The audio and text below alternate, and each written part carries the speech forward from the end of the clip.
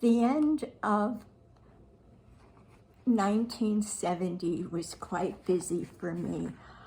I was finalizing Bobby's adoption in New York State and Florida, and I was also very busy still sending out adoption letters and receiving the responses. So I was surprised one day when I received a call from Angel Guardian. Normally they didn't work that fast, and somewhere in between all the other things I was doing, I managed to fill out an adoption application. And they called to happily tell me that they had a little girl for me and that pictures would be in the mail the next day. And sure enough, the pictures came and they were heart-stopping. She was the little girl that I could just picture as mine. Big brown, expressive brown eyes, a little button nose, straight brown hair, and a smile that would someday charm all of her suitors. The nuns advised me, though, that there was a problem, actually two problems. The first, more serious, she had a hip problem, and the nuns would not release any of her medical records to me. The second problem was not unsurpassable. She would have been 3 months older than Bobby.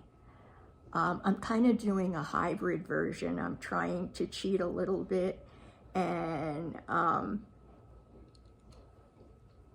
still get it all right. So I was excited to tell my husband, Tony, and I couldn't wait until he came home from his trip. I knew we were going to have our differences because we were, of course, two different people.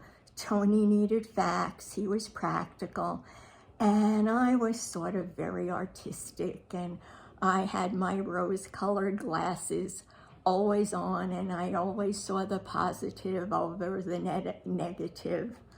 So I knew we were going to have like very heated discussions.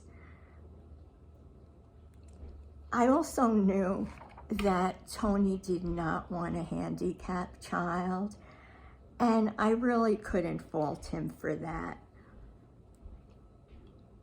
So after many late nights, we did decide that I would go visit our pediatrician, who I loved, and we would give a lot of weight to his advice.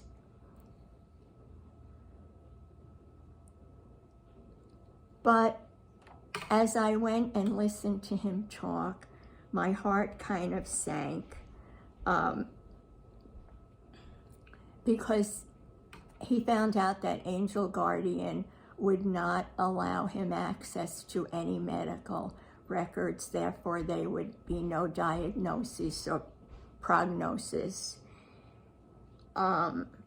He also explained to me that while foster parents are wonderful parents, they're not quite as good as I would generally be with taking them to the doctor and getting them treatment.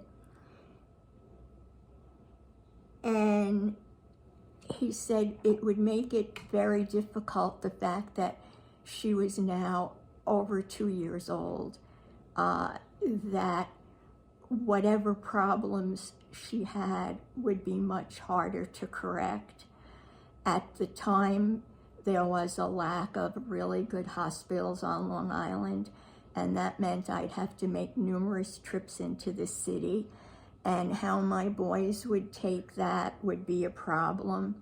He also mentioned that he'd seen handicapped children really ruin otherwise good marriages, and he wanted me to be cognizant of all of these facts.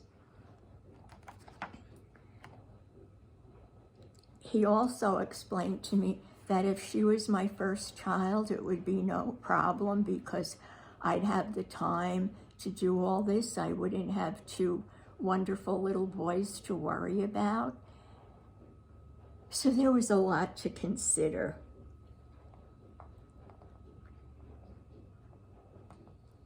In the end, for me, it was a really, really hard decision.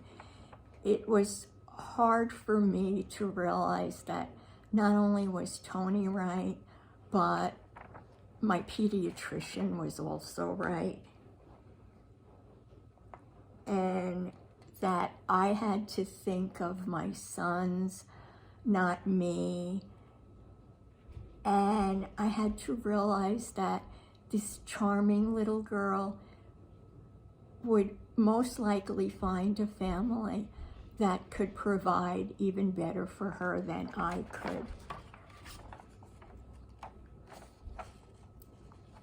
So I gave my word, and I knew I'd keep my word. And the next day, I called the nuns at Angel Guardian and told them that I didn't know if we were going to be able to take this little girl, that one of the big bones of contention was that we wouldn't be able to see her medical records, and my doctor had said he'd never heard of that, and on that alone he would say he wouldn't advise that we adopt this little girl. The nuns, of course, told me I'd have to trust in God, that God never gave us anything we couldn't handle, and that if she were born naturally to me and she was handicapped, we'd have to live with that. So it was a lot to consider. And again, my husband and I spent another long night discussing this, and the next day, I knew what my answer had to be. So on December 13th, 1970, I called Angel Guardian and I spoke to the nun who was my caseworker, and I told her that we could not take this little girl. And she ominously predicted that we would probably never find another baby.